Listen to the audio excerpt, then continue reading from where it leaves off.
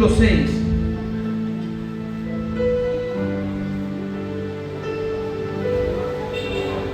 Cuando usted lo tenga, diga amén. Si no tiene Biblia, puede escuchar, puede permanecer, hermano. Si usted se siente bien honrando a Dios de pie, excelente. Si se siente bien honrando al Señor sentado, también excelente. Libro de Isaías, capítulo 6. Leemos desde el verso 1 en adelante. Amén. Dice así: en el año que murió el rey Uzías, vi yo al Señor sentado sobre un trono alto y sublime, y sus faldas llenaban el templo. Por encima de él había serafines, cada uno tenía 6 alas, con 2 cubrían sus rostros, con 2 cubrían sus pies, y con 2 volaban. Y el uno y al otro lado daba voces diciendo: Santo, Santo, Santo, Jehová de los ejércitos, toda la tierra está llena de su gloria. Y los quiciales de las puertas se estremecieron con la voz del que clamaba, y la casa se llenó de humo. Entonces dije: ay de mí, que soy muerto, porque siendo hombre inmundo de labios y habitando en medio de pueblo que tiene labios inmundos, han visto mis ojos al Rey, Jehová de los ejércitos. Y voló hacia mí uno de los serafines, teniendo en su mano un carbón encendido, tomado del altar con unas tenazas, y tocando con él sobre mi boca, dijo: he aquí que esto tocó tus labios, y es quitada tu culpa, y limpio tu pecado. Después oí la voz del Señor que decía: ¿a quién enviaré? ¿A quién irá por nosotros? ¿Y quién irá por nosotros? Entonces respondí yo: heme aquí, envíame a mí. Gracias, Señor, por tu palabra. Gracias, Rey de gloria, como dice en el Salmo, Señor, que tú eres el Rey del universo.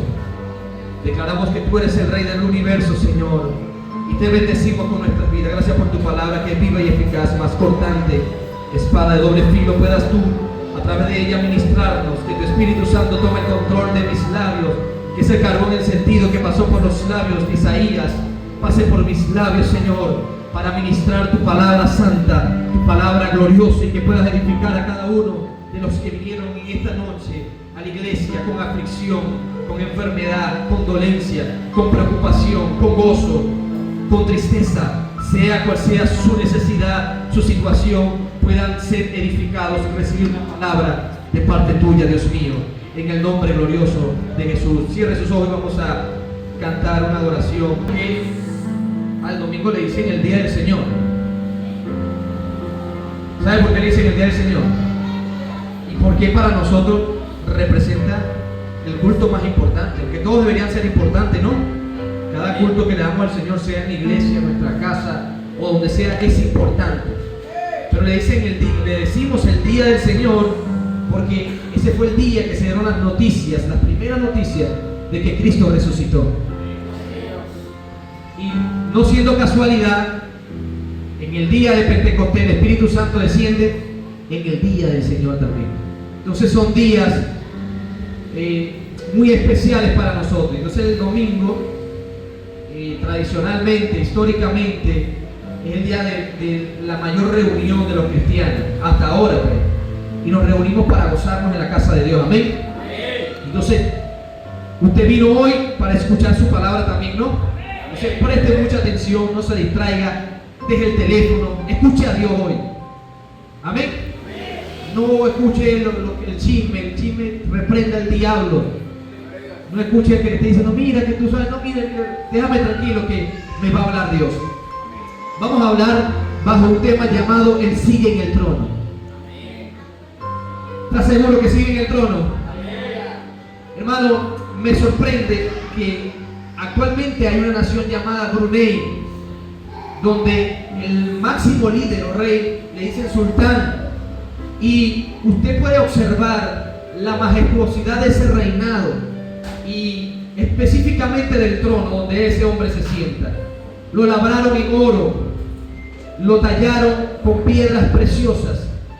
El hombre, el sultán de Brunei, tiene un carro que es cargado por 40 hombres, cuyo carro es bañado en oro, es recubierto de oro, de metales preciosos. El hombre tiene una casa donde está su trono, donde hay más de 1000 y pico de cuartos. ¿Usted se imagina una casa con más de 1000 cuartos? Solo le invito a que vean la majestuosidad de este rey terrenal. Tiene más de 1000 cuartos, donde tiene sirvientes, donde tiene cocineros, donde tienen personas que están a su disposición, donde tiene un ejército personal cerca donde él duerme. Él puede elegir en dónde dormir cada día, porque tiene cuartos para tirar para arriba. ¿Cuánto alaban el nombre de Dios? Este señor es uno de los hombres más ricos de la tierra. Su economía en Brunei se basa en la venta de petróleo y gas. Quiere decir que ha sido un buen administrador de la riqueza de su población. El país no es muy grande, es pequeño, pero la mayoría de las personas que viven en Brunei viven estables, viven ricos. La gente, cuando cumple año el rey, el sultán de Brunei, salen a celebrar su cumpleaños. Usted se imagina la importancia histórica y cultural que tiene este hombre sobre el país, que cuando cumple año él sale a recorrer las calles y las personas están celebrando, están vendiendo, están gozándose. No solamente porque el hombre vive en una opulencia terrible, parecida a la de Salomón. Usted ve la vida de Salomón, las riquezas que tuvo Salomón, la manera que se condujo Salomón, y se me parece muy cercano a este sultán de Brunei. El hombre tiene tanto oro que cubre sus cuartos de oro, tiene sus pisos de oro, ha labrado con las mejores piedras sus cuartos, tiene la madera más cara, los vestidos más costosos. Este hombre no desestima en celebrar y gastar millones de dólares cada vez que un familiar o un hijo se casa. Y en el trono donde se sienta no es la excepción, también está cubierta de oro. Es tan llamativo para el país que queda abierto 3 días al año la visita para el palacio del sultán de Brunei. O sea, este hombre es como sacado de un cuento de hadas, parece una película. Usted lo puede buscar en internet, usted puede buscar un video donde le muestre todo lo que tiene este hombre, y parece como si fuera un dibujo animado, una película de Hollywood, pero es algo real.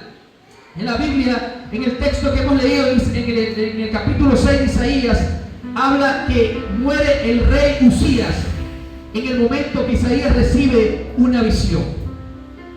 Quiero resaltar quién era Usías, y en el segundo libro de los Reyes y Crónicas nos habla de Usías como un rey que empezó muy joven a reinar. A la edad de 16 años lo colocaron a reinar porque quitaron a su padre del reinado, o el padre ya había cesado su reinado, y tomaron a Usías y lo pusieron en el trono con tan solamente 16 años. ¿Qué le parece? Una responsabilidad muy grande, una carga muy alta, teniendo incluso más edad, aún era muy joven para tomar el reinado.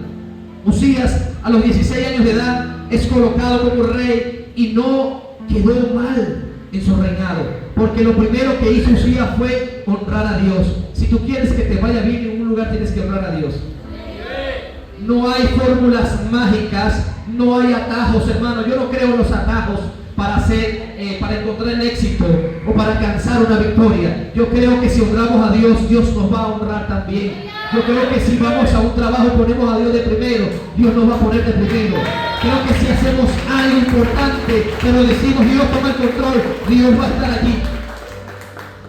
Este muchacho joven empezó a honrar a Dios y empezó a hacer las cosas conforme a la voluntad de Dios y empezó a prosperar. La Biblia describe que él era amante de la agricultura y empezó a prosperar Israel en la agricultura. Empezaron a vender las mejores hortalizas, las mejores verduras. El pueblo empezó a tener un balance económico alto porque había producción de ganado, había producción de hierro, había producción de alimento, había distribución justa en las ganancias. No oprimía al pueblo con grandes impuestos, el hombre supo dirigirse bajo la mano de Dios y empezó a hacer las cosas correctas, tanto que tenía hasta un ejército de los más fuertes que ha tenido Israel. Cada guerra o cada batalla que salía Usías con una bandera blanca venía también con una bandera de victoria, porque Dios lo acompañaba en las guerras. Quiere decir, hermano, que el éxito de nuestra vida está garantizado en las manos de Dios. Quieres ser un gran profesional, honra a Dios y avanza. Quieres ser un gran empresario, abre la empresa honrando a Dios con tus bienes. Quieres glorificar a Dios con tu ministerio, empieza a orar y a buscar a Dios para que tú veas cómo Dios se mueve en tu vida. Quieres que Dios te prospere, honra a Dios con lo que tienes. Usías, hermano, para mí, leyendo la historia de Usías y no es tan larga, sino en la breve descripción que nos da la Biblia, Usías era un hombre exitoso. Usías era admirado por las naciones. Usías era amado por el pueblo de Israel. Es muy difícil cuando un pueblo ama tanto a su rey, ama tanto a su presidente. Tiene que haber sido un presidente, un rey justo, un rey que haya traído prosperidad, un rey que no haya sido corrupto, un rey que no haya transgredido las leyes, un rey que haya caminado en lo correcto, y el pueblo lo amaba, el pueblo lo admiraba, y Usías cada año iba fortaleciéndose, Usías cada año iba renovándose en Dios. Usías duró 52 años reinando. Si empezó a los 16, ¿cuántos años tenía al final de su reinado? ¿Cuánto? 68 años de edad tenía Usías. No fue fácil, hermano, dirigir una nación por 52 años. Quiere decir que el hombre se condujo bien, labró las mejores casas, construyó mejores propiedades. Israel estaba pasando por crisis económicas y las ciudades habían quedado, hermano, desabastecidas, habían quedado destruidas, habían quedado en el abandono, y empezó a reconstruir las ciudades, empezó a levantar las murallas, empezó a contratar los mejores ingenieros para hacer las mejores armas. Usías no quedó nada que reprocharle, pero luego que se sentó y vio la grandeza de su reinado, dice la Biblia que su corazón se enalteció. La arrogancia, el orgullo llega cuando dejamos de glorificar a Dios. El orgullo llega al corazón de una persona cuando deja de reconocer quién es el Señor. Hubo un personaje en el cielo que es llamado el Rey de los Orgullosos, que cuando vio lo hermoso que era y lo capacitado que era, dice que dijo que él también podía reinar, que él también podía poner su reinado a la diestra del Padre. Y ya sabemos su final, ya sabemos su caída. Pero esto pasa cuando dejó de reconocer que su belleza o su legado o su hermosura no dependía de él, sino que dependía de Dios. Mientras tú más creces, agáchate un poquito más para que honres a Dios. Mientras llegue a tu corazón, porque esto puede llegar. Mira lo que acabas de lograr, te compraste un carro, te compraste una casa, mira, te graduaste de licenciado, ya tienes un doctorado, mira, te compraste una tremenda moto, y ese pensamiento puede llegar externo o puede llegar interno, pero cuando llegue tú puedes decir, sí, lo logré, pero fue todo con la mano de Dios, sí lo logré, pero si no fuera por el Señor yo no hubiera llegado aquí. Cuando Usías se enalteció, dice la Biblia, que empezó a tomar funciones que no le correspondían y empezó a usurpar puesto de los sacerdotes y le cayó una lepra. El rey da otra descripción y dice que Usías dejó unos lugares altos en la brujería. Quiere decir que no se había despojado completamente de lo malo, dejó montañas o montes parecidos como la montaña de Sorte, donde consultaban a los brujos, a los hechiceros, invocaban demonios, y más bien le dio poder a esto, le dio autorización a esto. Usías le cae esta lepra, es alejado del reinado, es despojado de sus vestidos reales y es tratado como un leproso, tanto que cuando muere, muere como un hombre leproso. El Señor no quiere que tu final sea como un leproso. El Señor no quiere que tú te mueras en el mundo. El Señor no quiere que tú te mueras en la arrogancia. El Señor no quiere que tú te mueras sin cumplir tu propósito aquí en la tierra. El Señor no quiere que tú te vayas de aquí como una persona que pasó y no dejó nada. El Señor quiere que tú cumplas tu propósito en sus manos. El Señor quiere usarte, quiere bendecirte, y a partir de allí, escucha muy bien, que tu lápida no diga murió un leproso, murió un loco, murió un descarriado,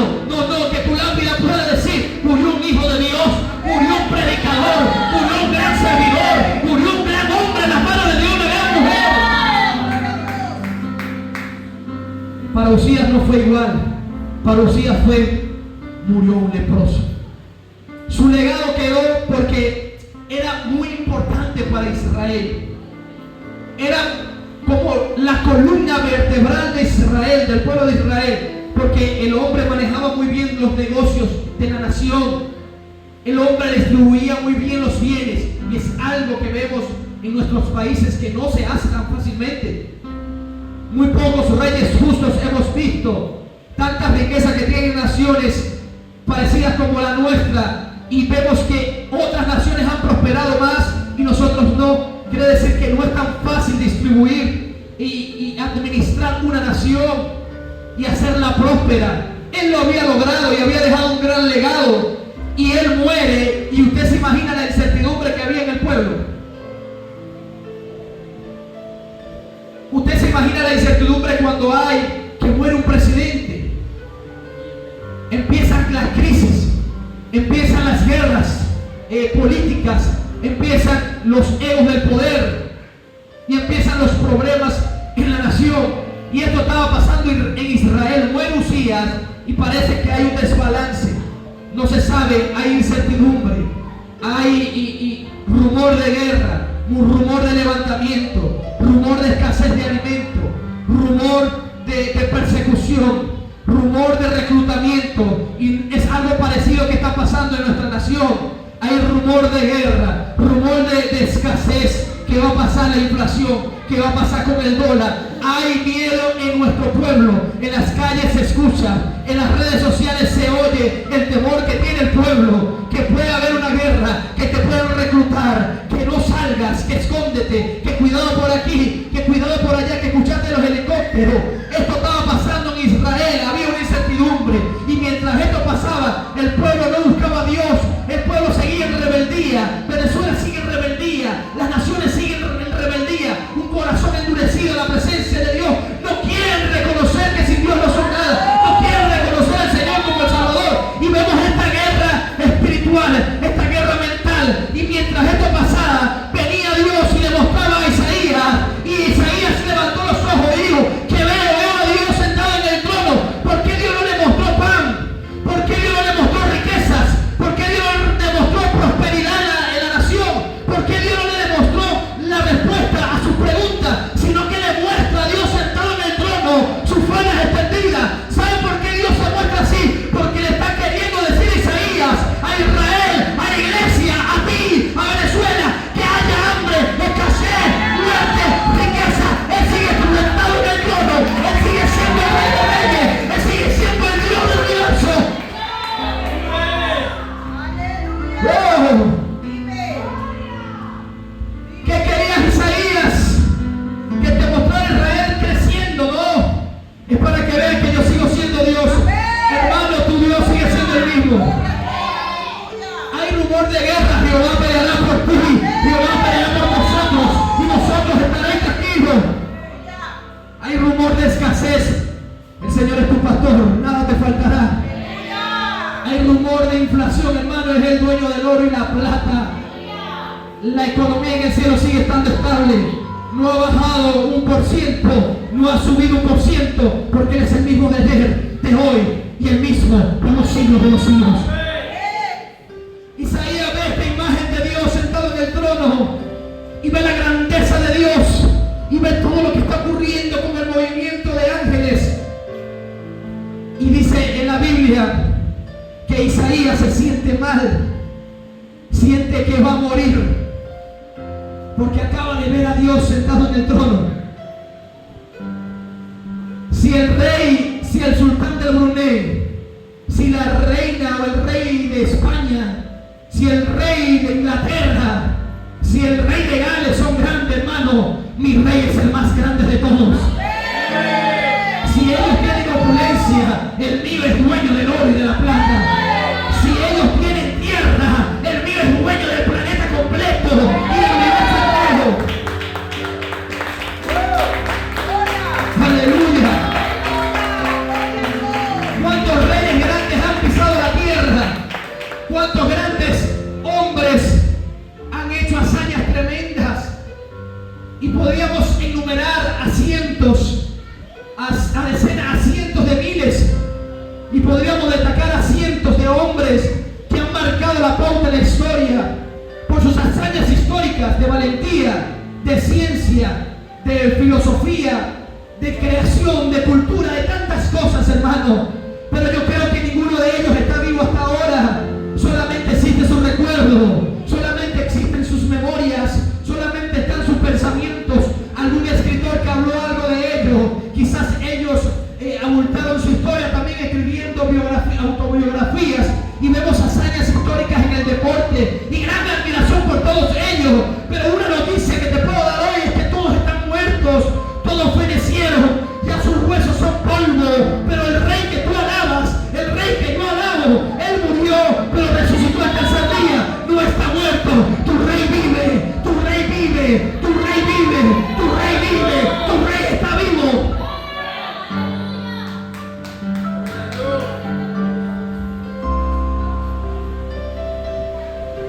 A Esteban lo estaban matando apedreado. Esteban estaba muriendo apedreado, hermano. Dice que estaba lleno del Espíritu Santo.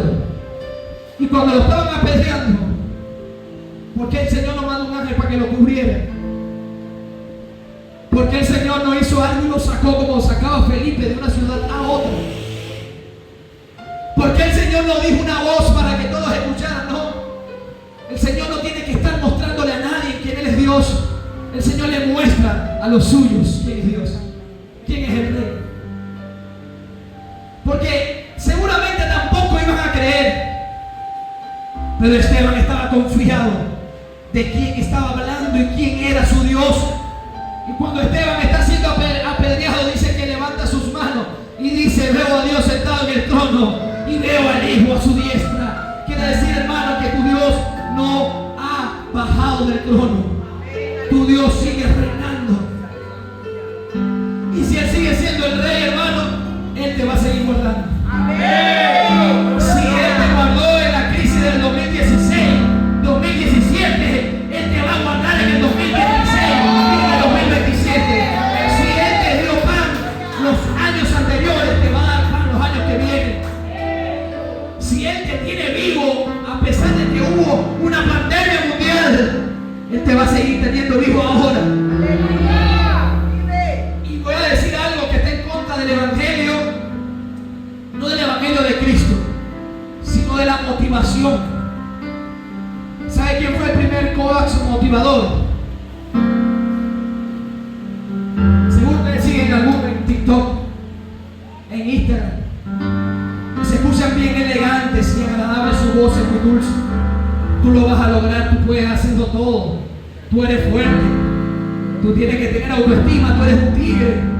No sé qué has escuchado por las redes sociales, pero el primer coax motivacional está en el libro de Génesis, se llama Satanás, que el Señor lo reprenda.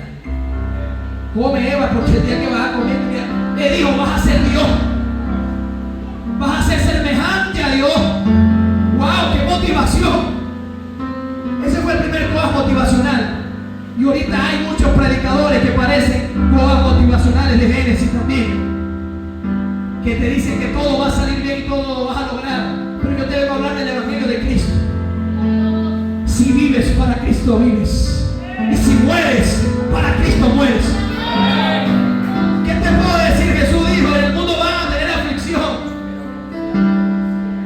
No te puedo decir, hermano, vamos, el Evangelio no trae problemas. No, vas a tener problemas como todo. Vas a tener necesidad, tenemos deuda, estamos arraigados a esta tierra, podemos tener cualquier enfermedad, porque somos carne y hueso, hermano. Pero Dios te promete algo: vas a pasar por el agua, pero no te vas a ahogar.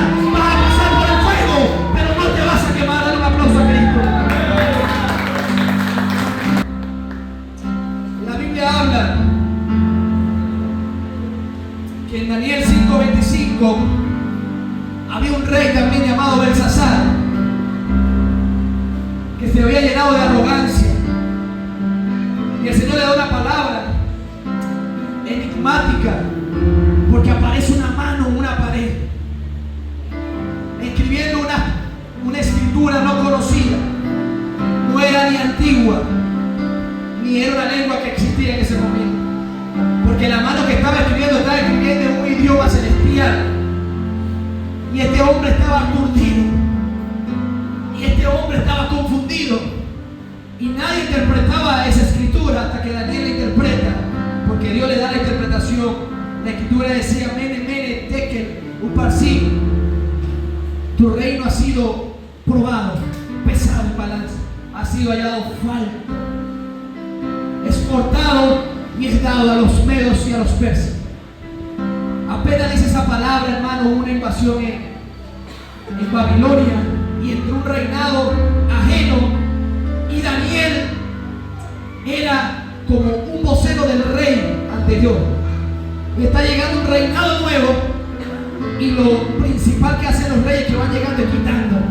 Dígame que no. Cuando un presidente nuevo llega, cambia el gabinete completo, hermano.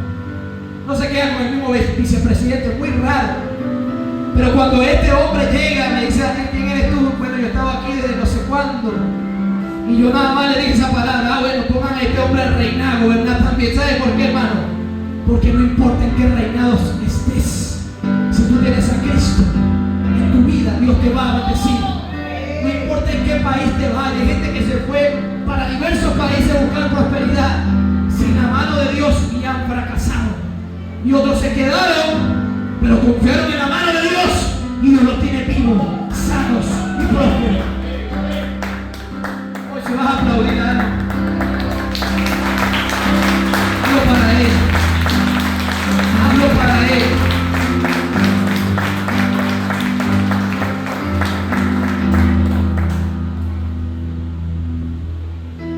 Cuando Juan estaba preso,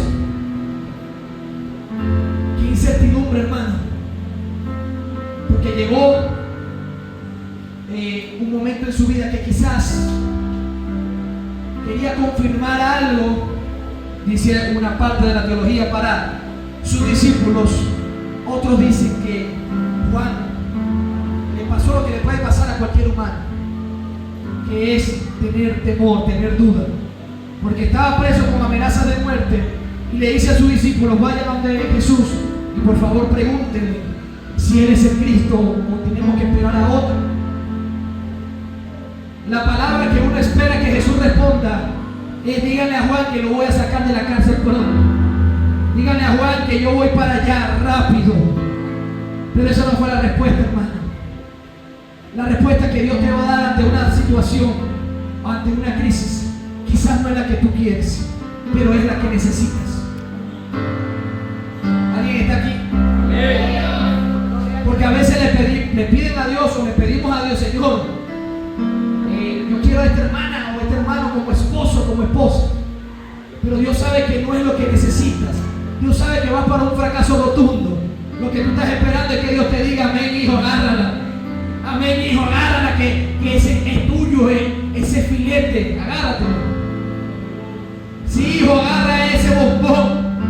Pero la respuesta de Dios es no. En algunas ocasiones, mira, no. ¡Ay, cómo duele eso!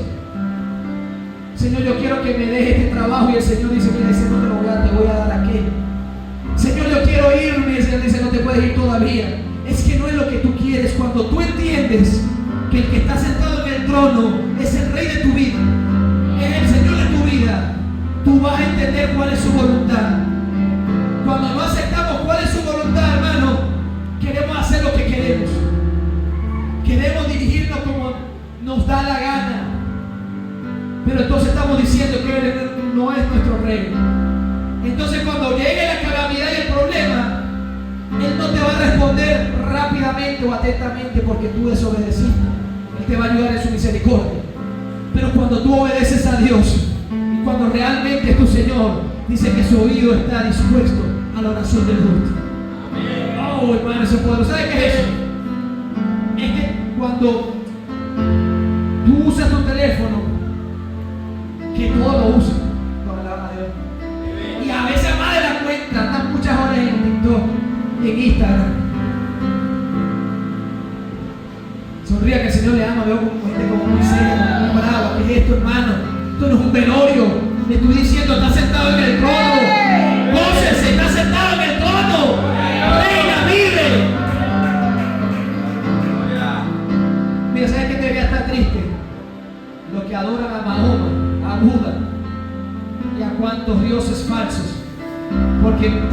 muerto, hermano, no viven. Y sin embargo van con una fe loca, hermano, de creer en lo que ellos interpretan como su Dios o como su guía espiritual. Y la iglesia no ha entendido que Cristo es el Rey.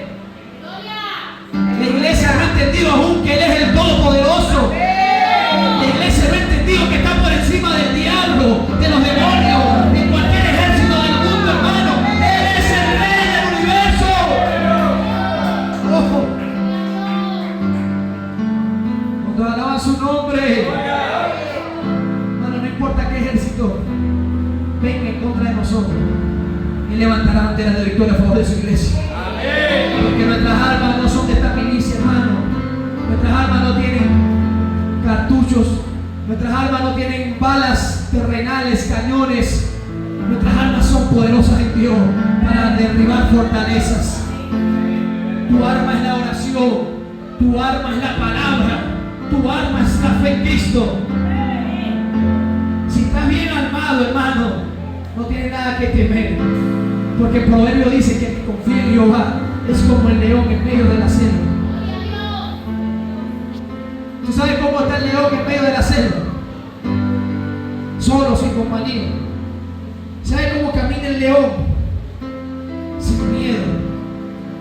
Usted no ve un león verificando si hay un depredador. Él no siente por naturaleza miedo de ningún depredador, porque él sabe que él es el rey de ese lugar. ¿Sabe que me llama algo la atención del león? Es que él no interpreta nunca una derrota. Hay leones que han peleado contra manadas de hienas. Hay leones que han peleado contra colisiones de otros leones, 6, 7 leones. ¿Y saben cómo pelean ellos? Con la mentalidad de que van a ganar. ¿Qué les parece? Porque no han interpretado el miedo o la virtud de ellos es no temer. Los hijos de Dios tenemos que confiar no en nuestra fuerza, hermano, porque somos débiles, sino que el que camina con nosotros, Él es nuestro defensor. Él es el que te protege cuando sales al trabajo. Él es el que camina contigo cuando vas de compras. Él es el que cuida a tus hijos cuando no lo ves en la escuela. ¿Quién crees que está velando? Tú a veces te quedas dormido, tú a veces te quedas dormido, pero noticia, Dios no está dormido. El Señor no descansa. El protector de Israel, el protector de Venezuela, no descansa ni duerme. Está día y noche protegiendo a su pueblo. Aleluya. Entonces,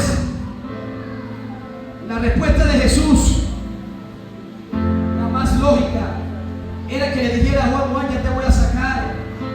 Juan, ya vamos a tumbar el imperio romano. No. Vaya y dígale a Juan que los muertos están resucitando. Hay un escritor, hermano, antiguo como Flavio Josefo, y hay unos escritos antiguos que dicen que cuando Jesús le estaba dando la respuesta a Juan, literalmente estaba levantando un muerto. Díganle a Juan que los muertos son resucitados, y levantó a Juan. Que los enfermos son sanados, y extendió su mano y sanó a otro. Que los leprosos son curados. Y mientras estaba haciendo esos milagros, y díganle también a Juan, porque había pobres, que el reino de Dios es predicado a los pobres. Lo que el Señor le quiere decir a Juan: Juan, mira, no te voy a sacar de la casa, está allí quieto, porque si mueres vas a resucitar también. Amén. ¿Cuántos están aquí, hermanos? Amén. Le dice a Juan: Juan, recibe esta noticia, que lo que tú hiciste no fue en vano, porque está dando fruto, el reino de Dios está caminando con poder. Estamos esperando que Dios nos diga siempre: te voy a llevar a las naciones, te voy a dar riqueza, te voy a dar carros, te voy a dar viviendas, te voy a dar de todos los bienes. Y esa respuesta no la da Dios a veces. Dios a veces te va a decir: estoy contigo. Dios te va a decir: no te voy a dejar. O mejor dicho, Dios te dice: yo estoy contigo, yo no te voy a dejar. ¡Aleluya! ¡Gloria! Pablo le dice: Señor, sáname. 3 veces le pidió. Quiere decir que no fue una oración cualquiera, porque si hablamos de oradores en la Biblia, Pablo era uno de los más oradores de todos. Incluso escribe un texto: oren sin cesar, oren todo el día. Y le pidió 3 veces al Señor que lo sanara de una enfermedad, y el Señor le dijo: confórmate que eres salvo.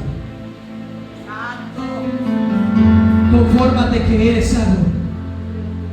bástate con mi gracia. Y Pablo sanaba enfermos dando sus pañuelos. Pablo sanaba enfermos cuando se llevaban los pañuelos de Pablo y llegaban a otra ciudad y los endemoniados quedaban libres. Incluso vemos que los demonios decían, conocemos muy bien a Pablo y a Jesús. Pablo no era cualquier cristiano común. Pablo era un hombre que caminaba en una dimensión de gloria tremenda. Donde iba Pablo había milagros, manifestación del poder de Dios. Dice que a veces prefería que se manifestara el poder de Dios que hablar palabras huecas. Porque a veces la gente lo que está necesitando es recibir el impacto de Dios, que está escaso en estos tiempos. Porque escuchamos pura charlatanería hablando y hablando y hablando y no pasa nada. Pero quiero decirte en esta noche que el Rey está aquí, en este lugar. Y Él quiere tocar tu vida. Y quiere cambiar tu vida. Y quiere darte gozo. Y quiere darte sanidad. Porque por sus llagas fuimos nosotros sanados. Y quiere darte restauración a tu hogar. Y quiere darte restauración a tu matrimonio. Y quiere liberarte de algún vicio. Y quiere librarte de cualquier atadura que tengas. Y quiere volver a reinar en tu vida. Póngase sobre sus pies.